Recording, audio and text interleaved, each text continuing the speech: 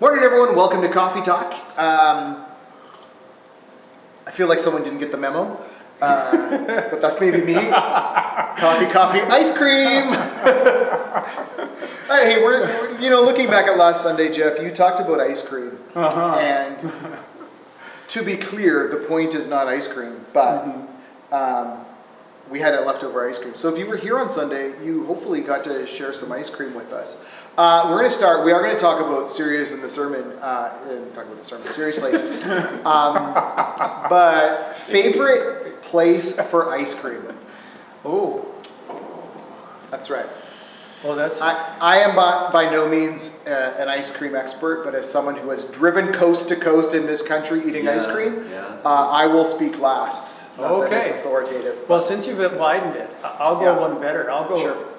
to where I grew up in the States. Yeah. There was a place that we would go for like ice cream cones after significant events. I don't remember always going there, but I remember going there a few times, and I think it was called Guernsey, Guernsey. and that's a cow. That's a type of cow. Oh, that's okay. That makes sense. Okay. So, yeah. I'm like, That's their Okay. last name. So I Like, think that's, that's what and I I was don't wondering. even know if it's there anymore. That sounds like a hockey but nickname. yeah, that was where we went and got, scoops of whatever kind of ice cream we wanted. And then we go out and sit, and they had big rocks. So we go out and sit on the rocks. And, did they call that the Guernsey Shore?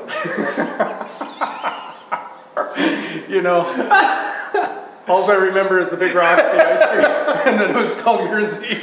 Great. Awesome. And I think those Guernsey cows, are they the black and white ones? Or are they brown ones? I don't know. Anyways, it wasn't chocolate milk, so it must have been the black and white cows. I only know the products from the cow, not the cow themselves.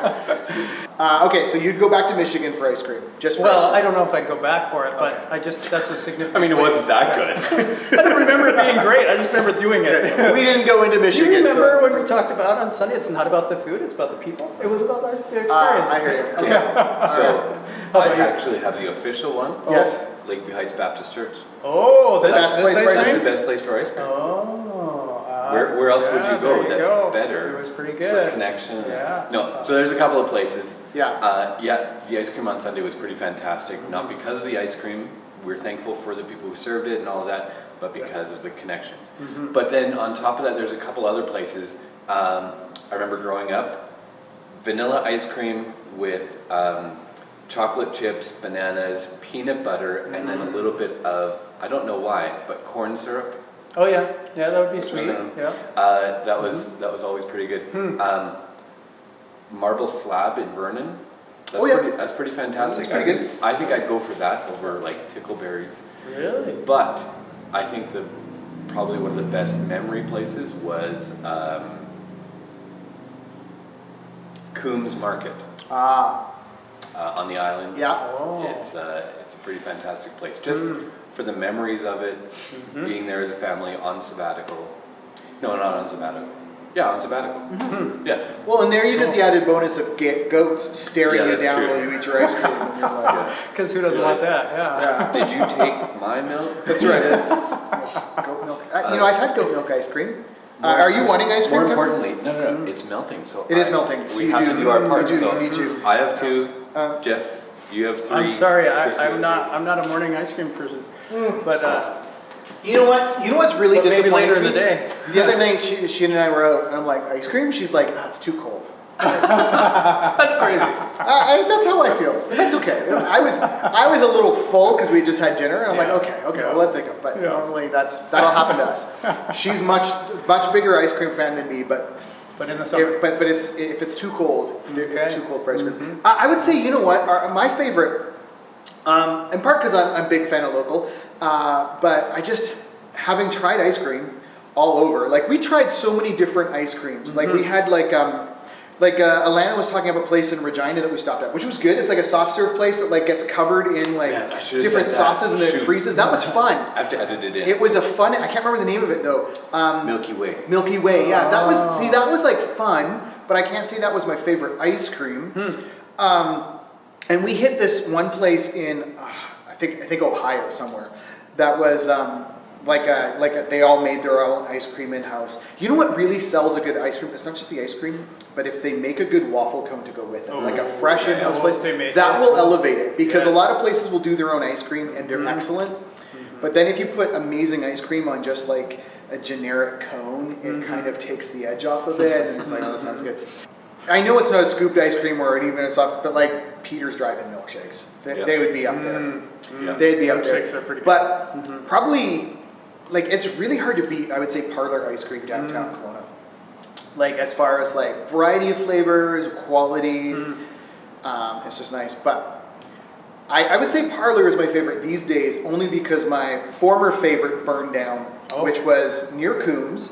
In Whiskey Creek, there was this gas station that was amazing for ice cream because it was like, it was all Island Farms ice creams, which are good, but then you would get like a good sized scoop too for a decent price, and unfortunately that place is no more, though maybe by now they've been rebuilding. But anyways, lots of great ice cream, and I do think ice cream was one of those memory enhancers, right? Where it's just like a cherry on a cake, where you're having a good time, you're with good people, and then a nice ice cream just goes nice. Well, So thanks for bringing ice cream to church on Sunday, Jeff. Thank you for making it happen. But what were you guys. gonna? Sorry, Just in the 5 minutes we've been talking, all of a sudden different memories are coming to mind of, oh, that place, and and you know, and the experience around it. Thanks, so, Chris. I'm yeah. totally going to hear it about Milky Way. Yeah, well now you just got to take a road trip to Regina and get that. There you go. It's funny too because I was chatting with Sheena the other day about our soup Sundays that we have at church too, right? Because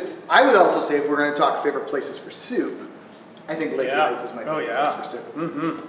And it was funny because Sheena was all like, "Oh, they're so great because we connect with all these people." And I'm like, "Yeah, I get to try like 3 or 4 different soups." It was all about the food. I'm like, I enjoy sharing it with people, absolutely, but it's also pretty fun to try like 3 or 4 different soups. Yeah. Oh yeah, some of those soup ones are, you know, like that's where you get your good recipes, right? It's like walking through Costco and all the sample places. Right? Yep. They're all amazing. They're so good. All right, but to get back to the focus of the morning, right? We're continuing blessed. We're in front of our map because a lot of you have added your streets just to say we're praying for our neighbors on our street. So that we can have some visual idea of the way we together are caring for our community through prayer. And it also kind of serves a little bit of a highlight of, hey, here's the area where I'm going to think through how I can connect with my neighbors, maybe over food. And so I guess the question is, for us, what are some times where we've, where the food and the fellowship have paired together beautifully to create some great memories in your recollection? What are some times where that is just, you come away from a meal, I guess, deeper connected with someone else? Definitely. And what have been some of those experiences for you guys? And I'm going to let you go so I can finish this ice cream. Go ahead, Kevin. I just think of, Jeff, you said you probably can't remember what you had a couple days ago, but you can remember a couple of meals where your life was changed, right? So probably the biggest one that comes to my mind is, like our first date, but I remember also the day that I was going to ask her parents permission to marry her. I took them out for breakfast. And I remember where we were. I don't know if I remember exactly what we had, but that was a very significant meal, not because of what we ate, but because of what we talked about and how in that moment we actually joined our lives together. And then a couple months later, having breakfast with them again as their new son-in-law, and like stuff like that, or even breakfast with my parents one time, right around my 40th birthday, and like those times where the connection at the table is huge. Yeah. And the food is really good too, right? Yeah.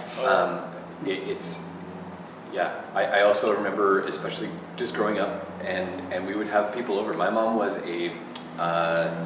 put a chicken in the oven or whatever, and then we head off to church. And then also you get frustrated at the pastor who goes extra long, not because you're, super worried about that, just because, you want it to be able, because either there's going to be somebody hanging out after church that you're going to invite over, or you already had somebody planned. And in some of those times, having people over Sunday afternoon, that was some of our greatest memories growing up and hanging out. And yes, it was around a meal, but it just started with a meal. and it was about life connection points. Yeah. You know, so many are coming to mind. I don't even know how to hone in on one, so I'll just give a couple different experiences. So one that comes to mind is I hiked the West Coast Trail with my brother-in-law. Oh, yeah. And I really got to know my brother-in-law, and it was just a really good time of bonding with him. And I just remember getting to the stop for the night, setting up our tent, and when we sat down to eat, this whatever soup it was that you would just boil and throw the stuff in it, and it was so good. Like, if I had that at home, it would be like, whatever. Yeah. But because I had just hiked, and we were, and I have a picture of us, we asked somebody to take a picture, or we set it up so you could take, but we were sitting there, in our chairs in front of the ocean, and it's just so awesome. I have memories of going out after church with our extended family, and I have this one memory of going to this Mexican place where the waitress went on her break, or she left for the day, and we were sitting there for a couple hours waiting for our meal, and getting so frustrated. But it's a good it's a memory for me. And oh man, there's just so many. Like this summer. Last summer, our neighbors would invite us over for burgers and to watch their what's the biggest football team in Canada? The CFL, the one that the most people, Rough Riders, is that the one that Saskatchewan? Saskatchewan, yes, Yeah, they are Saskatchewan fans. What's the name of the team? Yeah, no, it's the Rough Saskatchewan Riders. Rough Rough Riders, okay. I take offense at the biggest team. Obviously, I don't know much about CFL football, but They have a They- rabid following. they are like, from what I have seen, they are the most intense followers. Anyways, they invite us over. They're Rough Riders fans. We came from there, and it's just so fun, just sitting around watching the game, having a burger, getting to know my neighbors. So those kind of things are yeah.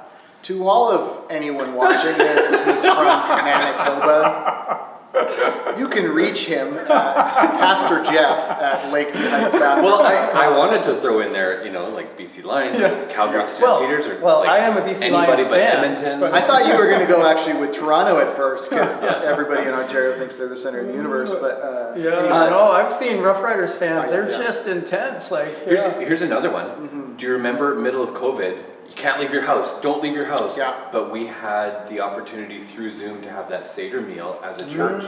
yeah. That was a really cool That was, meal. yes. It was not just about the meal. It was something greater, right? Like, Yeah. Well, you're definitely about to trot on my territory, because I was going to Jesus juke y'all and talk about communion. But no, there's actually been some. I remember being in Argentina at a young adults conference there, having communion as a group, and this was how many decades ago? Back in Trying to hide your age there? it was the summer of '97. But like all these years later, it still stands out as a memorable moment of meal together. Not because I don't, it was all in Spanish and I was like, I don't really know. Oh yeah, we did it together, okay.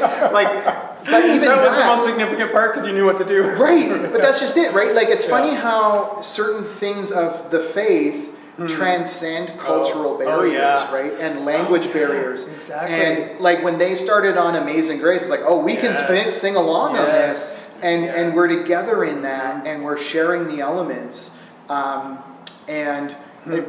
But there's so many things about it that are memorable, right? Yeah, first time I ever tasted real wine.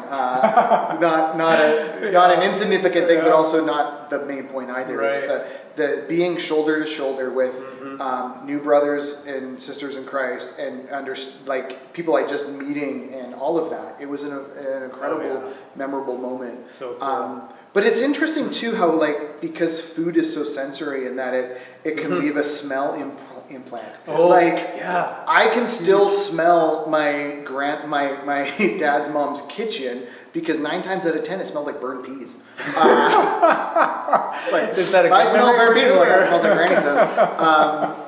It just we're cooking again. Or Sunday morning waffles. When that was one of the things we'd often have when we'd be visiting my grandparents was Sunday morning waffles. Yeah. And the oven was full of them, and then we're sitting with cousins having breakfast together before heading to church, and And so many things, Thanksgiving dinners where we're like, okay, we've got way too much food for the 5 of us. Who are we going to invite? Yeah. So And maybe it's a neighbor or maybe it's friends who are in town or whoever, and we have people over and there's significantly less leftovers, and that's a really good thing.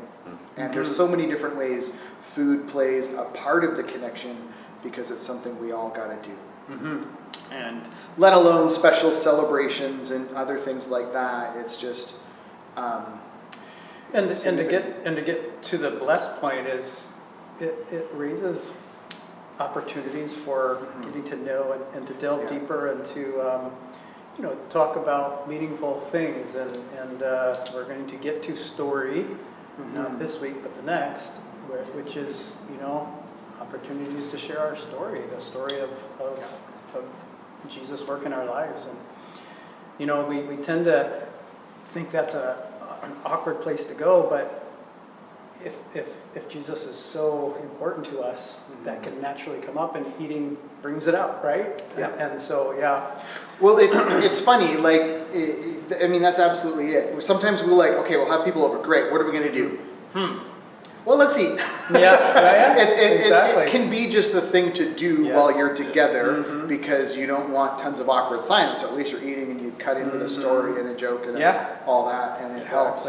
But you had us look at, when Matthew had everybody over for a party, there are so many different places you could have taken us. Oh, yeah. With Jesus. Oh, I think so about in John, right, where he meets the disciples on the beach post-resurrection. Yeah.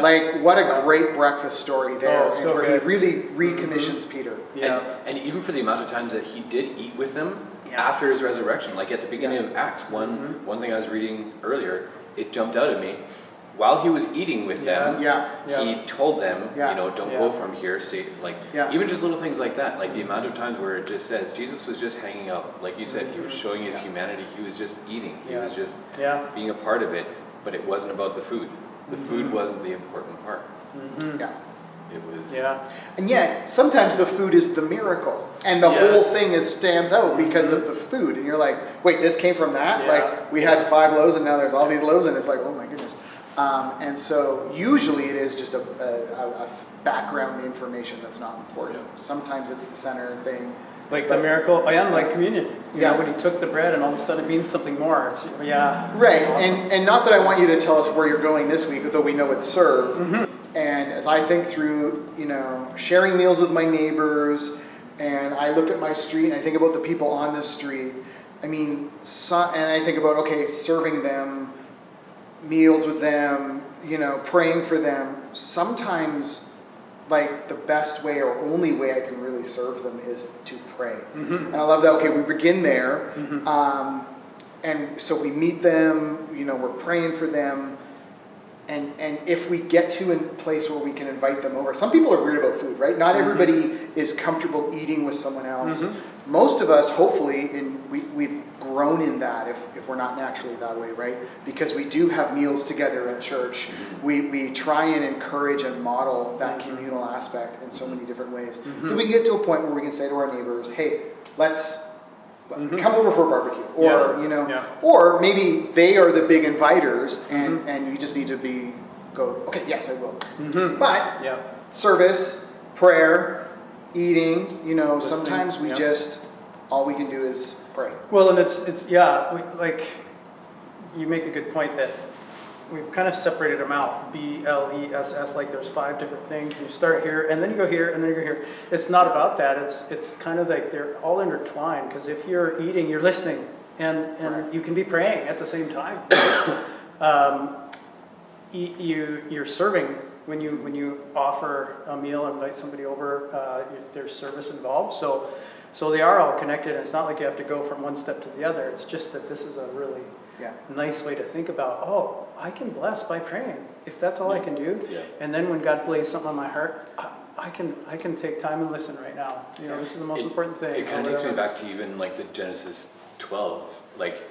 I know that when God said to Abraham, the world will be blessed through you, he was talking about Christ specifically, but even through that, was he not also saying, that you will be able to bless the world through the way that you pray for them, through the way that you listen and care and be in a job where you can hear their story and hear them out in places where you can serve them, where you can sit down and eat with them, when you can bring people into your table, when you can share your story with them. Like it's like Bless is like every single one of these all at the same time. Oh yeah. We bless by bringing them in. We bless by going out. Yeah. I think it was just Monday or maybe Sunday. I had this moment where I'm standing, like our house, if you've been there, you'll know, like living room, dining, kitchen, it's all kind of one big room.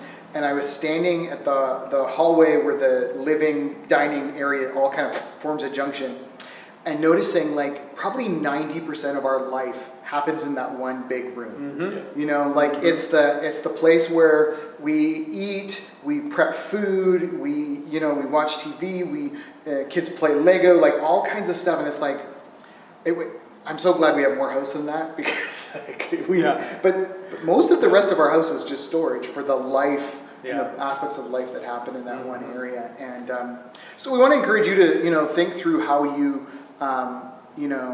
open your space and invite people in. Maybe it's just outdoor stuff, maybe it's your backyard, maybe it's front yard, maybe it's saying yes to an invitation. There's lots of different ways we can connect with this.